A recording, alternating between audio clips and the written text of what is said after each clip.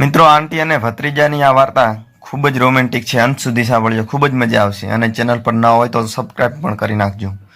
કરણ દીકરા, હવે જલ્દી કર, તારા કાકા આવવાના હોય એવું લાગે છે. કાકી, હવે બસ 5 મિનિટ રાહ જુઓ અને તે થવાની તૈયારીમાં જ છે હવે. હેલો મિત્રો, તમારા બધાનું સ્વાગત છે મારા તરફથી એક નવી રોમેન્ટિક વાર્તામાં. મને આશા છે કે તમને આ વાર્તા ચોક્કસથી ખૂબ જ ગમશે. આ વાર્તા એક નાનકડા ગામની કાકી અને ભત્રીજાની પ્રેમ કથા છે, જ્યાં સંબંધોની ગરિમા અને પરંપરાઓ ટોચ પર રાખવામાં આવી છે. નિશા આ ગામમાં રહે છે, જે અત્યંત સાદગી અને સમજણનું ઉદાહરણ હતું. તેણીના લગ્ન ગામના એક પ્રતિષ્ઠિત વ્યક્તિ સાથે થયા હતા. જ્યારે તેણીનો પતિ ઘરની જવાબદારીઓના કારણે તે એકલો રહીને તેની બધી જ જવાબદારીઓ નિભાવે છે. હું દૂર હતો ત્યારે નેહાનું જીવન ખૂબ જ શાંતિપૂર્ણ હતું. ઘરની જવાબદારીઓ અને તેણીની એકલતાનું ધ્યાન રાખતી હતી. તેણીના પતિના મોટા ભાઈનો દીકરો શહેરમાં અભ્યાસ કરતો હતો, પરંતુ તે ઉનાળાની રજાઓમાં ગામડે આવતો હતો. ગામડાની સાદગી અને અહીંના લોકો તેને અજીબ લાગતા હોવા છતાં તેને નિશા માસી સાથે સંબંધ હતો. શરૂઆતમાં તો કરણ અને નિશા વચ્ચે ઔપચારિક વાતચીત થતી હતી. કરણ નિશાને કાકી કહીને બોલાવતો હતો અને તે તેને દીકરો કહીને બોલાવતી. પણ સમય વીતતો ગયો તેમ તેમ બંને વચ્ચે વાતચીત ઘણી વધતી ગઈ અને નિશાની વચ્ચે હાસ્યનું કરણ ખૂબ જ ગમવા લાગ્યું. અને નિશાને પણ કરણનો મદદગાર અને સમજદાર સ્વભાવ ગમવા લાગ્યો. કરણ ધીમે ધીમે સમજવા લાગ્યો કે તે તેની કાકી સાથે ભાવનાત્મક રીતે જોડાયેલો છે. આ લાગણી તેની સાથે જોડાઈ રહી છે અને તે પોતાની જાતને સમજવાનો પ્રયત્ન કરે છે કે ખરેખર આ ખોટું છે, આ ખોટું થઈ રહ્યું છે. પરંતુ જ્યારે પણ તે નિશાને જુએ છે ત્યારે તેની નિર્દોષતા અને કરુણતા તેને પોતાની તરફ ખેંચે છે. એક દિવસ જ્યારે નિશા રાત્રે બગીચામાં એકલી બેઠી હતી ત્યારે કરણ પણ ત્યાં બેઠો હતો. તેણે નિશાને પૂછ્યું, આંટી, શું તમને ક્યારેય એવું લાગે છે કે સંબંધ હોવા છતાં તે અધૂરો રહી શકે છે?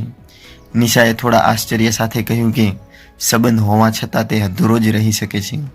કદાચ પણ આવા સંબંધોને સમજી વિચારીને નિભાવવા જોઈએ. અધૂરો પ્રેમ હંમેશા દિલમાં રહે છે, પણ તેની યાદમાં રાખવું યોગ્ય છે. કરણ સમજી ગયો કે નિશાને કદાચ તેની લાગણી અનુભવી રહી છે, પણ તે ક્યારેય સ્વીકારશે નહીં. એક રાત્રે ગામની વીજળી ગઈ, લાઇટ જતી રહી અને ઘર અંધારામાં ડૂબી ગયું અને નિશા તેના રૂમમાં હતી અને નિશાની ઘણી ચીસો પાડવાનો અવાજ સંભળાયો. કરણ તેના રૂમમાં હતો. કરણ દોડીને આવ્યો. કરણ તેના રૂમમાં હતો અને નિશા પણ તેના રૂમમાં હતી.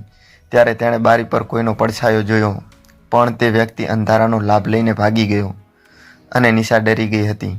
કરણ તેને દિલાસો આપ્યો અને તેને સુરક્ષાનું વચન આપ્યું. આ ઘટનાએ તેમના સંબંધોને વધારે ને વધારે ગાઢ બનાવ્યા. નિશા હવે કરણ પર વધારે વિશ્વાસ કરે છે. આ ઘટના પછી કેટલાક લોકોએ નિશાના પાત્ર પર ઘણા સવાલ ઉઠાવ્યા. આ પછી ગામમાં વિવિધ પ્રકારની વાતો થવા લાગી અને કેટલાક લોકોએ નિશાની ચારિત્ર્યો પર સવાલ ઉઠાવ્યા કે તેને રાત્રે કોઈને પોતાના ઘરે બોલાવ્યો હતો. જ્યારે કરણે આ વાત સાંભળી ત્યારે તેનું લોહી ઉકળી ઉઠ્યું, પરંતુ તેણે નક્કી કર્યું કે તે તેમને ચૂપ કરી શક્યો નહીં. ગ્રામજનો સાથે દલીલ કરી, પરંતુ તેમને શાંત ન કરી શક્યા. કરણે સત્ય જાણવાનું નક્કી કર્યું.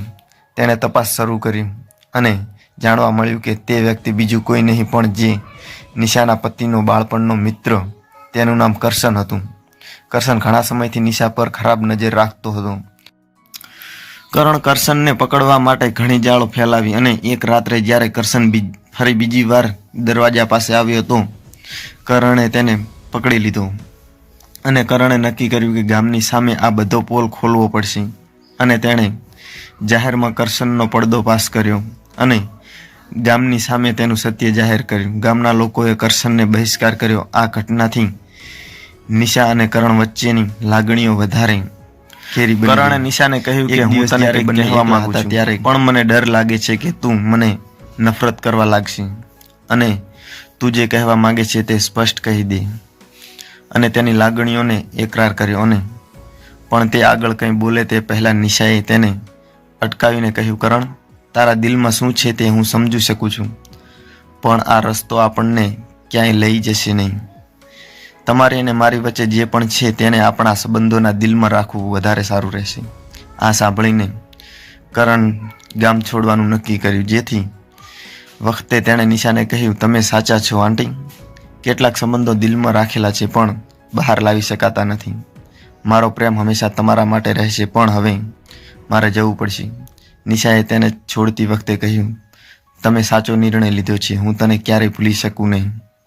કરણ શહેરમાં પાછો ફર્યો અને નિશા તેના જીવનમાં પાછી આવી ગઈ, પણ તેને ફરી ક્યારેય કરશન સામે જોયું નહીં.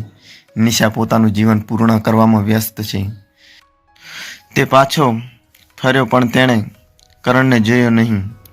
ભૂલી ના શકી. તેમનો પ્રેમ અધૂરો રહી ગયો, પણ આ બંનેનો અધૂરો પ્રેમ છે. બંનેની લાગણીઓ બળ બની ગઈ છે. સમાજ અને સંબંધોના દિલમાં રાખીને આ વાર્તાની મર્યાદા જાળવી છે. મિત્રો, અને આગળ જે કંઈ પણ થયું છે તે તમે જાણો જ છો મિત્રો. તો મિત્રો, આજની વાર્તામાં આટલું, અને વાર્તાનો આગળનો ભાગ સાંભળવા માટે ચેનલને સબસ્ક્રાઈબ કરી નાખજો. મિત્રો, આશા રાખું છું કે તમને આ વાર્તા પસંદ આવી હશે, અને મિત્રો ચેનલ પર નવા હોય તો અવશ્ય સબસ્ક્રાઈબ કરી નાખજો. ધન્યવાદ.